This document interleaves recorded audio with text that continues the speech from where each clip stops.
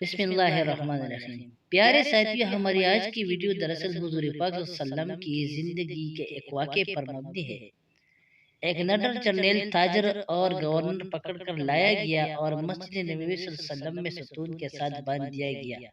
جب حضور پاک صلی اللہ علیہ وسلم تشریف لے گئے تو دیکھا کہ خوبصورت چہرہ، لمبا قد، توانا جسم، بھرا ہوا سینہ، اکڑی ہوئی گردن اور اٹھی ہوئی نگاہ ہے۔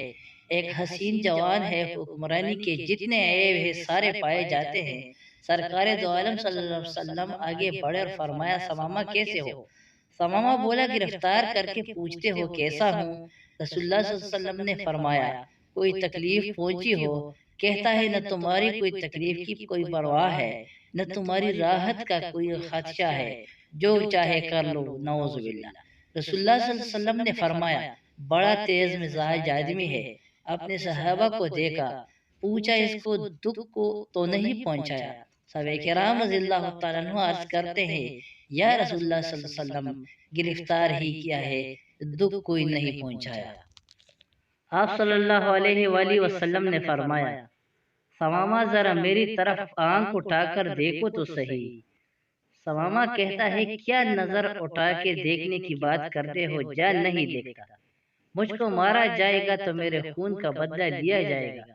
حضرت عمر فاروق رضی اللہ تعالیٰ عنہ کی پیشانی سلوٹوں سے بھر گئی، تلوار کے میان پر ہاتھ تڑپنے لگا۔ اشارہ ہو، آبرو ہو، اس کی گردن ہو، اور حضرت محمد صلی اللہ علیہ وآلہ وسلم کے قدم ہو۔ یہ کیا سمجھتا ہے؟ رحمت للعالمین صلی اللہ علیہ وسلم کے ہونٹوں پر مسکراہٹ ہے۔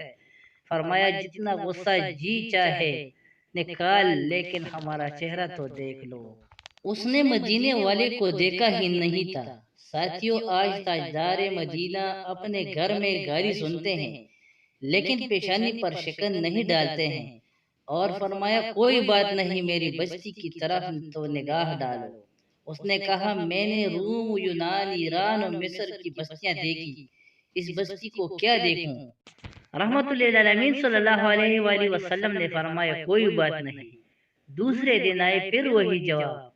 تیسرے دن آپ آئے، فرمایا، ہم تجھ سے کچھ نہیں مانگتے، ذرا دیکھ تو لو۔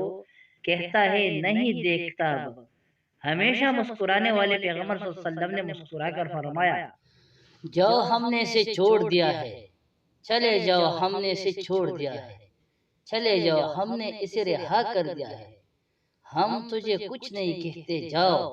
اور اپنے صحابہ کرام رضی اللہ تعالیٰ عنہ کو، جن کی تلوار ثمامہ کی گردن کاٹنے کے لیے بےتاب تھی، ان سے فرمایا، بڑا آدمی ہے، عزت کے ساتھ لے جا کر اس کو مدینہ سے رخصت کر دو۔ انہوں نے چھوڑا۔ پلٹتے ہوئے اس کے دل میں خیال آیا، بڑے حکمران بھی دیکھے، محکوم بھی دیکھے، جرنیل بھی دیکھے، مگر اتنا حوصلہ والا تو کبھی نہ دیکھا۔ اس کے چہرے کو دیکھوں، ہے کیسا؟ بس ایک نگاہ پہ ٹھہرا ہے فیصلہ دل کا، پھر دیکھتا ہے، دیکھ کے سر پٹ بھاگا، دڑکی لگا دی۔ اور پھر ثمامہ کہتے ہیں کہ قدم آگے کی طرف بھاگ رہے تھے اور دل پیچھے کی طرف بھاگ رہا تھا۔ 2 میل بھاگتا چلا گیا، اور جتنی رفتار سے گیا تو اس سے دگنی رفتار سے پلٹ آیا۔ وہ ماہ تمام صلی اللہ علیہ وآلہ وسلم ننگی زمین پر اپنے صحابہ کرام کے ساتھ بیٹھے ہوئے تھے۔ صحن مسجد پر آیا، نبی کریم صلی اللہ علیہ وآلہ وسلم نے نگاہ ڈالی، سامنے ثمامہ کھڑا ہے۔ فرمایا، ہم نے تو تجھے چھوڑ دیا تھا، پھر آ گئے، کہاں مجھ کو اپنا بنا کر چھوڑ دیا۔